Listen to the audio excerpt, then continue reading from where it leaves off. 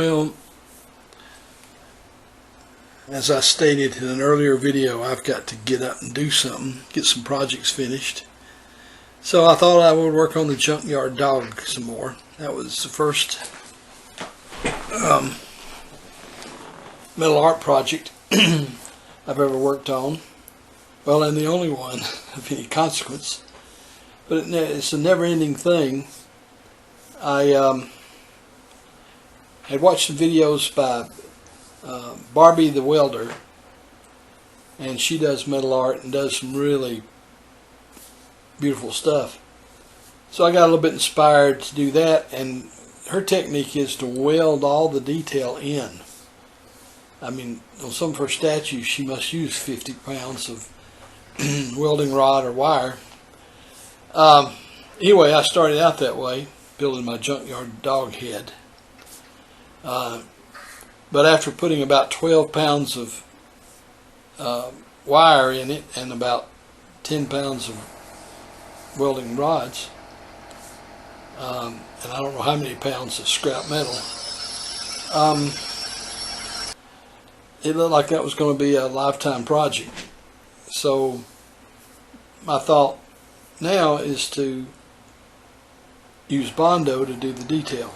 And by the way, when I took that cover off there, it catched on a few sharp edges, so I'm taking those sharp edges off. So that's a real pain in the rear to take all those covers off and put them back on every time I do a welding session.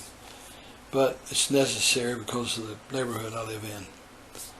So anyway, this dog head must weigh about 30 to 40 pounds. And I wanted it to look like it, you know, the name JukeYard comes from the fact that it's made out of junk metal. I didn't buy any metal for that. It's all just what I came out of the junk heap. And it's hard to see there in that photo. But what I want to do first is I want to make a solution of uric acid and water and dip it in that to clean off rust and other stuff that's accumulated on the exterior and interior. So of course you got to be very careful with muriatic acid. It'll eat you alive. It can be fatal, and God, if you ever got it in your eyes, you'd be blind.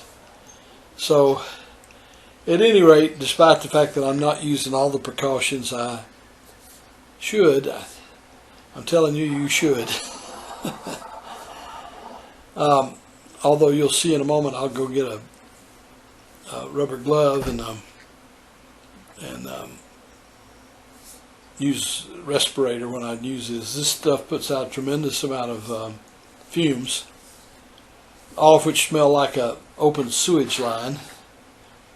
So I almost have to take a shower after I work with this stuff to get the smell off of me. But it does the trick. It'll remove anything organic and the rust. Now, one thing I didn't do is I didn't leave it in there long enough, as you'll see. I don't know why I didn't leave it in there longer, because basically it's not going to eat up the base metal, so it could have sat in there for a month. Watch it when I pour it. Look at the steam, the smoke coming off of it. That's the reason I have the respirator on. See the smoke? You have to look carefully, but you can see it. And I'm telling you, if that gets in your lungs, you're in a world of hurt. It's probably as bad as mustard gas. Anyway,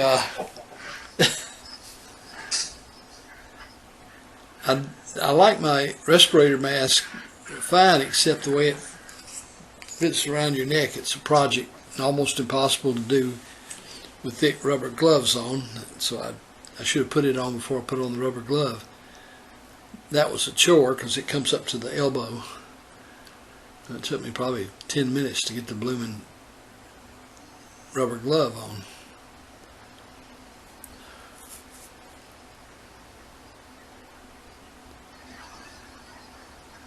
So all I'm really trying to do here is to clean the surface off of really loose rust, anything that the Bondo might adhere to, and then have the Bondo peel off. I've done a lot of stuff with Bondo. Well, I've done some stuff with Bondo, like for example, I repaired cracks in the driveway, and so I do know that it's very tenacious. It sticks and it wears very well. So far, the cars driving over it hasn't cracked it up or anything. So, but this will allow me to do the detail. Now, what I want to do with this is I don't want to cover up all the metal. I want it to look like a junkyard dog. But some of the detail around the lips and the eyes and some of that stuff I can only either going to have to use another 2 or 3 pounds of 5 pounds, whatever, a welding wire, and then a lot of sanding and grinding and burring and everything. But with the Bondo, I can do that quickly and maybe get this project finished in time to set it up for Halloween, which is coming up in a few days. We don't have any kids in this complex, but the adults go all out for decorations and stuff, so that's what sort of motivated me to take this project off the shelf and get it finished up. I mean, I can always revisit it later. The beauty part about metal is it'll be there for years, and you can just crank it up and work on it some more. Now I'm putting in baking soda, which is calcium soda, I think, or sodium. Anyway, it's a base, and you can see it foaming. That shows you how much acid's in that bucket. So I'm putting an entire 16 ounces of baking soda in there, full pound, because I'm going to have to dispose of the water in my flower bed, so it needs to be pretty close to neutral pH. It could stand to be a little bit acid, but because the soil here has such a high lime content, but it can't be too acid or I might create my own sinkhole in my flower bed. Don't need that.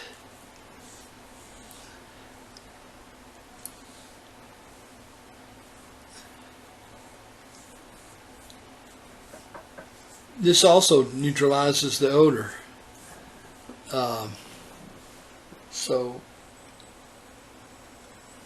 you know, that was a good 80 cents or so spent to neutralize the and I put that in there while the head was still in there because I don't want to be handling any live acid when I'm handling the head. I'm going to put it over on the welding table to dry, and after it dries I'll spray paint it with some rattle can paint just to be a rust inhibitor. When the whole thing's finished, I will paint it in great detail, but that will be with acrylic paint, so which is doesn't do much for rust prevention. So now I gotta get rid of that. All right. Now I'll be wrapping it up to come inside and prepare this video and let that dry. Later this afternoon I'll spray paint it and maybe even put on my first coat of Bondo. It's supposed to get up to 85 degrees here today, so when it gets up to 85, that gets close, and the sun comes into my carport in the afternoon, which makes it feel much hotter. So I'll just have to see.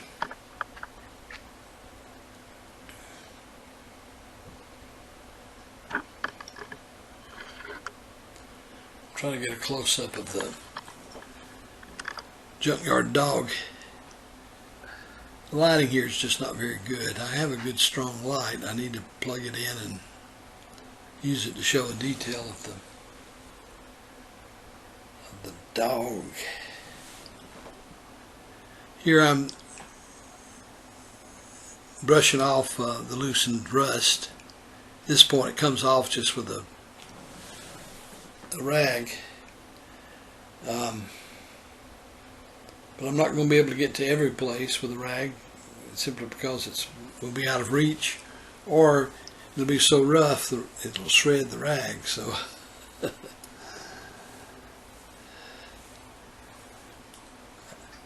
I don't know if I'm going to do anything more than that. I may take some high pressure air and blow it out good before I paint it.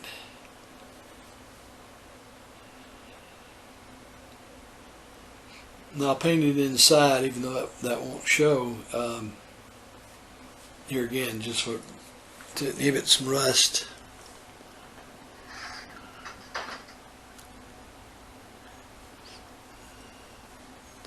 Uric acid converts rust, which is iron oxide, to ferrous something or other. I'm not much of a chemist, so hopefully the enamel paint that I'm going to spray on it will soak through that to the base metal and not flake off.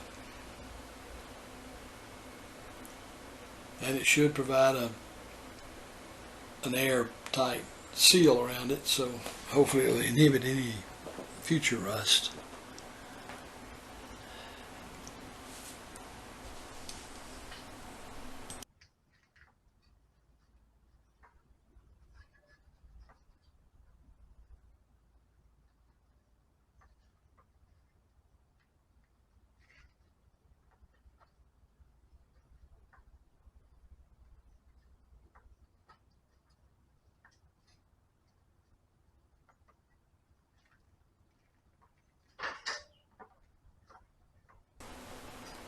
If I can remember to do so, I'll put a link to Debbie the Welder's channel, and you can see some of the work she's done. As I said, that pretty much inspired me to do what I'm doing here now.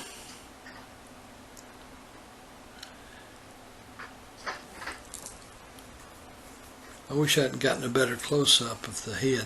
I'll do that in the next chapter.